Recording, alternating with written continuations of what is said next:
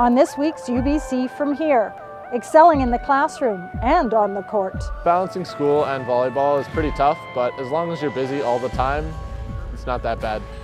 You just got to keep working. Being busy, you don't procrastinate, you don't waste time. Bringing students closer to the action. The front row is a way to give students advance notice that they'll be on call for one class, and then they can be extra prepared for that class, both having done their reading, but also mentally prepared for it. And exploring the world of mechatronics. Mechatronics is the unity of electrical and mechanical engineering, just working together. Kind of robots, I guess, is a great example because it's a mechanical object that you can make move via programming and some sort of microcontroller.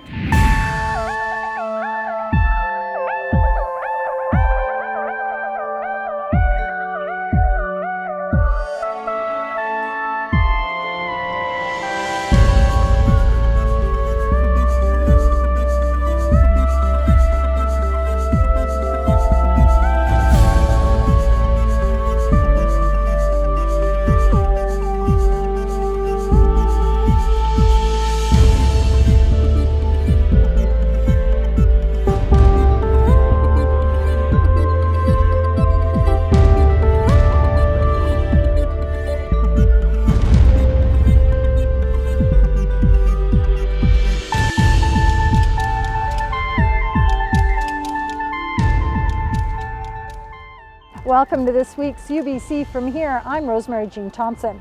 Half of the 16 athletes on the active roster of the UBC Okanagan Heat men's volleyball team are engineering majors. We tracked down a few of them to find out how their engineering success. From North Vancouver in his second year in the middle, number 14, Chris Big Country Wilson. There's 7 engineering students on our team, so it is a great place to start, and a lot of people that are in the team family to help you out. And for engineering, UBC is one of the most highly regarded schools in Canada for this faculty, and it is an incredible school to go to. I've always been psyched to come to UBCO. This school just seems to attract athletes that are also looking for a good academic school. I wanted to go somewhere for engineering, and this school had what I wanted, and also the volleyball part, so it just all seemed to work out. Being a student athlete's tough for sure. Managing your time is a major part of your role. Doing engineering, it wasn't too bad, but I think it's picking up, and volleyball kind of has to be the second priority. I usually will wake up early and do a lift, some weights, and then go to classes for most of the day and practice 2 to 5. So get home and cram out some homework and hopefully see some friends. First year wasn't too bad. I got 7 other engineers on the team now to help me through it, which is awesome. As long as you just find time to get all your homework done, that's pretty much all it is. Balancing school and volleyball is pretty tough, but as long as you're busy all the time, it's not that bad.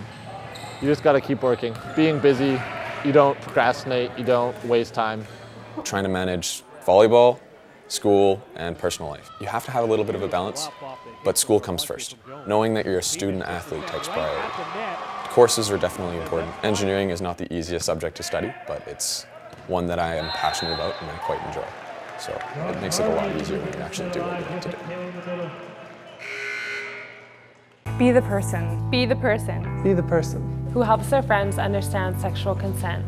Consent is not only words, but actions as well. Who knows how to help a friend who's been a victim of sexual assault by providing medical and emotional support. Who stands up to rape culture and avoids using offensive, sexually inappropriate language. Be the person. Be the person. Be the person. Be that voice. Be the voice of Sarah.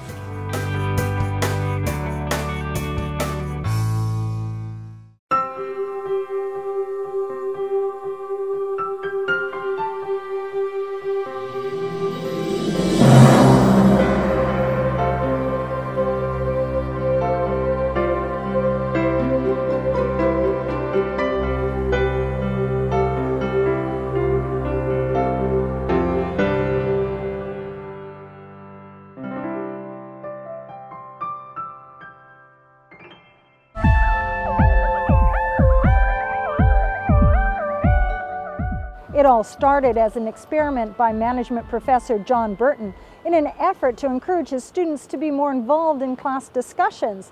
Now, after a number of years, his front row experience has become a mainstay in his classes, and the response has been tremendous.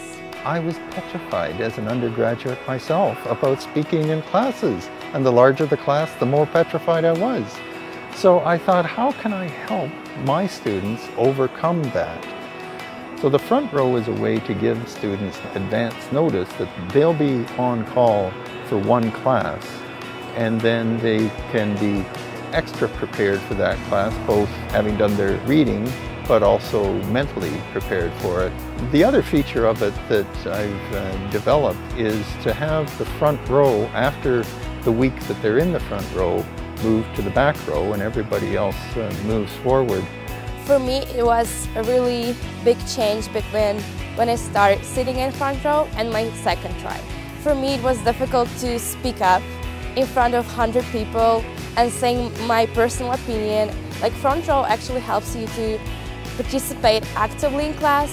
It helps you to understand the idea of helping each other to understand better, to be involved in class, to know material that professor gives us to learn. Looking back as a fourth year, I think that this was the first experience that I've ever had where a course actively engaged me and facilitated the opportunity to understand what the benefits were of being actively engaged in coursework. As a TA, what I've noticed is there's more involvement of these students, and that's not just when they're in the front row.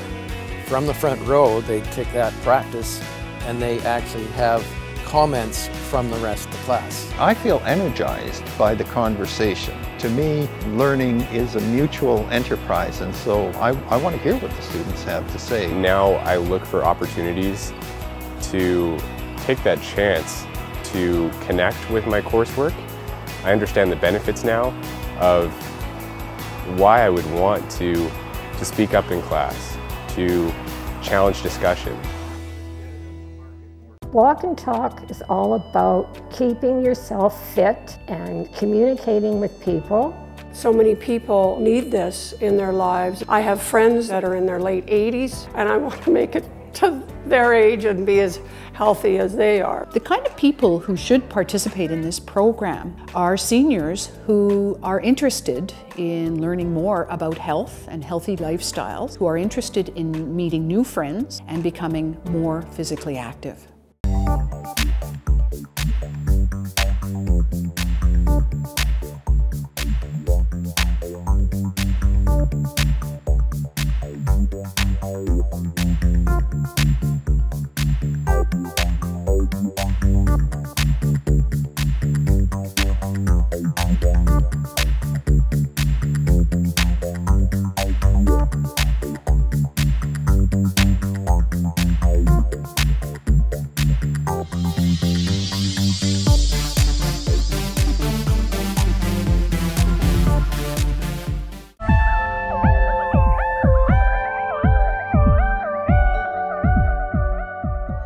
Clubs play an important role in the lives of many UBC Okanagan students. The Mechatronics Club offers students an opportunity to learn and collaborate while building some really neat technologies, including LED light cubes, drones, and 3D printers.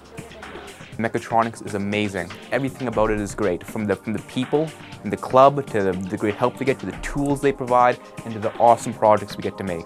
Mechatronics is the unity of electrical and mechanical engineering, just working together. Kind of robots, I guess, is a great example because it's a mechanical object that you can make move via programming and some sort of microcontroller. I didn't know anything about the Mechatronics Club before I came to university. I wasn't overly involved in electronics in high school, and I saw what a useful resource this was for people who ended up in very complex projects in first and second year. And I wanted to be part of that, and I wanted to hopefully help people as I'd been helped. We can decide completely what we can do. The university will help fund us for whatever project we can imagine. It's great for the club. Currently our main products, we have a robot arm here, we have some drones, quadcopters, we have a 3D printer, 3D LED cube, and various other products we're working on. And there's always more coming along that are always very interesting and always great to work on. We just exist to facilitate student involvement, to help them build something real when they've left school. so they have something to show for it, and it's kind of fun. You just get to leave the school world behind. You don't have to do an exam, you don't have to do a test. You just get to plug and play. You test out if it works, if it breaks, if you blow up the capacitor, it doesn't matter. You put a new one in there and you try again, which I think is really important.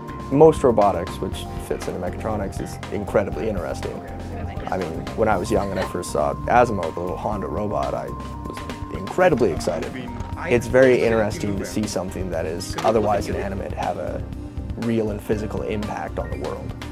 And to be a part of controlling and governing how that acts is really, really interesting.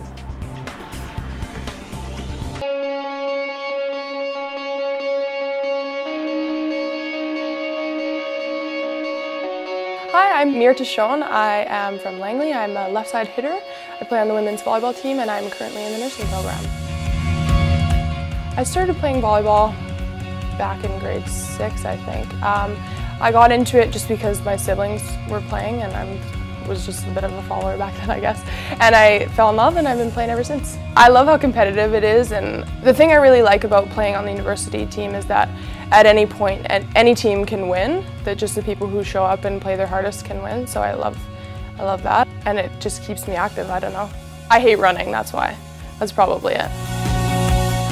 I've been pretty lucky actually because I changed programs kind of midway, so I was able to have a lighter course load, which has definitely helped free up time for practices and stuff. But you basically just have to be really on top of your work and on top of your schedule and knowing when things are due so that you can allot time for school and for volleyball and just make it work.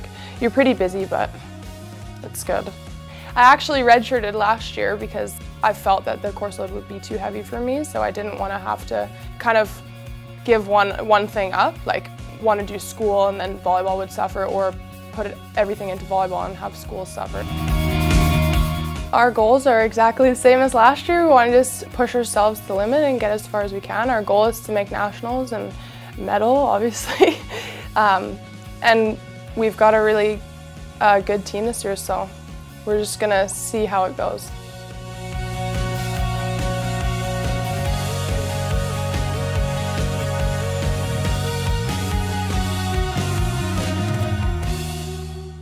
My best friend Paul that I met in summer camp, I lost him in the battle of mental health. My mom was hit by a car on my 18th birthday. I realized depression runs in my family when my cousin Jack took his own life. He couldn't find help, and it was too late. After the accident, everything fell apart. I lost control. I didn't realize I was depressed until it was too late. I wish you could have found help sooner. I wish I would have known where to find help. I'm glad I was able to get help. Be the person. Be the person. Be the person. Who helps their friends understand sexual consent. Consent is not only words, but actions as well. Who knows how to help a friend who's been a victim of sexual assault by providing medical and emotional support. Who stands up to rape culture and avoids using offensive, sexually inappropriate language. Be the person. Be the person. Be the person. Be that voice. Be the voice of Sarah.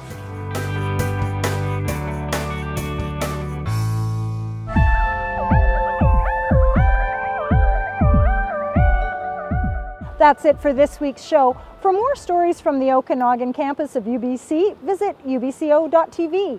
We'd love to hear from you, so please send us your comments and feedback to stories@ubco.tv. I'm Rosemary Jean Thompson. Thanks for watching.